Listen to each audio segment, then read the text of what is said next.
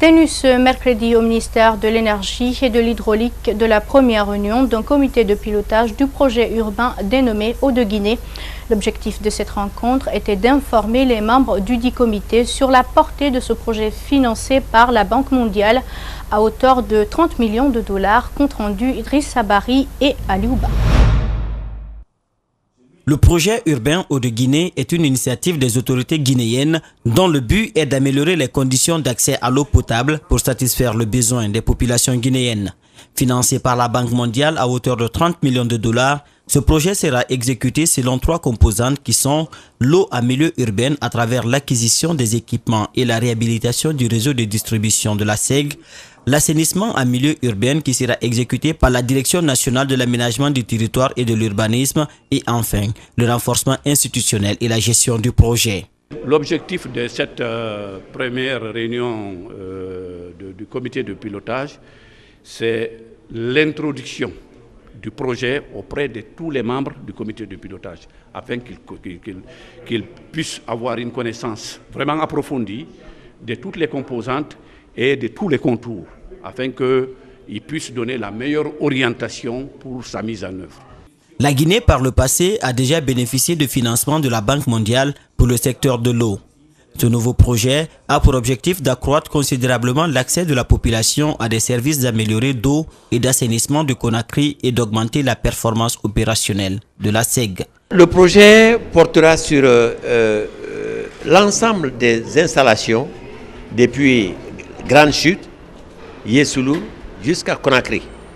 De toute façon, c'est un projet qui prendra une part, qui améliorera une part du déficit, mais qui, au-delà de la composante physique, fera une composante institutionnelle jusqu'à la réforme du secteur de l'électricité et de l'eau. La durée du projet est de 5 ans et à terme permettra de réduire considérablement la pauvreté et de promouvoir la prospérité partagée.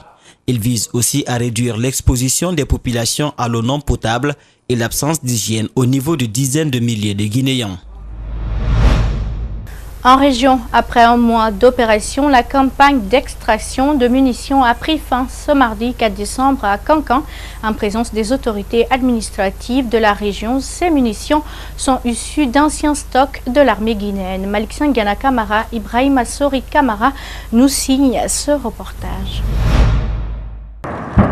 Ce n'est pas un bombardement, plutôt un champ de destruction de 165 tonnes d'anciens stocks de munitions laissés à l'abandon dans plusieurs zones d'enfouissement au camp Soundiata Keita de Kankan.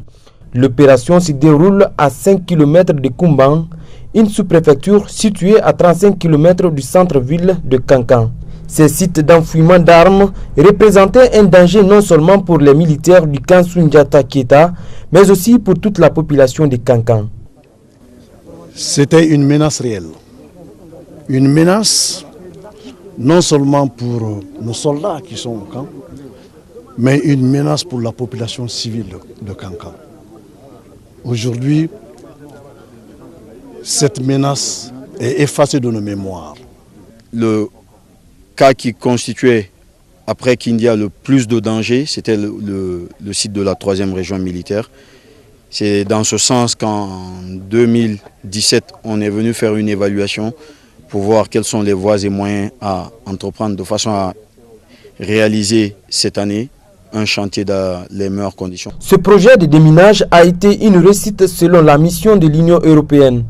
Cette opération a permis de sécuriser définitivement le site et de prévenir tout risque d'explosion majeure sans aucun incident enregistré. On est très content d'avoir participé à cette action ensemble avec le gouvernement de la Guinée et aussi avec les experts français de Civipol qui sont venus, qui ont aidé au gouvernement réellement de faire cette action et qui ont aussi fait un transfert à travers une formation. Les objectifs sont atteints, la pollution elle est résorbée, les fouilles ont été totalement investies. On a extrait 165 tonnes de munitions sur l'ensemble des 2 fouilles.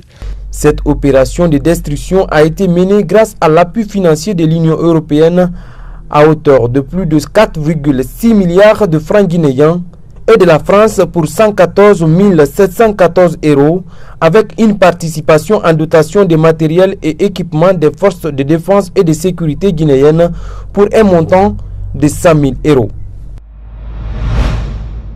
Je vous le disais également en titre à l'annonce du ministre de la Justice de convoquer les responsables des coordinations de la Basse-Côte et Alipoulard suscite des interrogations. Bon nombre de citoyens rencontrés par nos reporters pensent que ce n'est pas au ministre de la Justice de le convoquer, mais plutôt le procureur de la République qui devrait engager une poursuite judiciaire contre ces deux hommes. Par ailleurs, il dénonce les propos ethnocentriques et violents tenus par ces deux sages. Alseni Bari et Yacouba Traoré ont promené leur micro à Kaloum. Suivez. D'abord, les citoyens condamnent les propos de ces deux sages, notamment les responsables de la coordination Alipoulard et de la Basse-Côte. Selon ceux qu'on a pu rencontrer, ce sont des propos qui incitent à la haine et à la violence.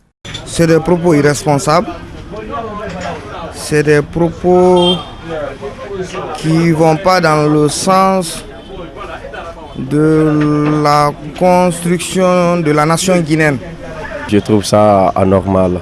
Il ne devrait pas tenir certains propos face à certaines personnes. Au lieu de soulever la haine, aller promouvoir la haine, il faudrait qu'on se donne la main afin de conjuguer le même verbe pour que nous puissions aller de l'avant. Ces coordinations devraient plutôt œuvrer pour maintenir un climat de paix et de stabilité en Guinée, seul gage pour le développement, expliquent ces jeunes. Tu ne peux pas demander aux investisseurs de venir chez toi si tu ne prônes pas la paix, tu ne prônes pas la stabilité. Et ceux qui sont censés défendre et instaurer cette stabilité dans le pays sont les premiers, excusez-moi du terme, à foutre du bordel. Une coordination, leur objectif c'est la paix, parce que ce sont des personnes sages. Et une personne sage, son objectif c'est quoi? C'est d'essayer de faire la paix. Quelle que soit la façon dont ça va coûter la paix, c'est la paix, ils n'ont qu'à passer par ça. En ce qui concerne la convocation annoncée de ces deux leaders d'opinion, ils fustigent et estiment que c'est au procureur d'engager une poursuite judiciaire. Ce n'est pas le rôle d'un politique. Un ministre c'est un homme politique. Il est là aujourd'hui, il va quitter demain. Mais la Constitution, elle reste. Elle est au-dessus du président de la République. C'est le procureur en principe qui devait se saisir de ce dossier. Quand tu tiens un propos, parce que c'est prévu par le code pénal, l'ethnocentrisme est combattu par nos textes de loi. Le régionalisme est combattu par nos textes de loi. À noter qu'aucune loi ne réglemente le fonctionnement des différentes coordinations régionales du pays. Plusieurs autres voix s'élèvent pour demander la mise en place d'une coordination nationale dans laquelle sera représentée toutes les autres coordinations.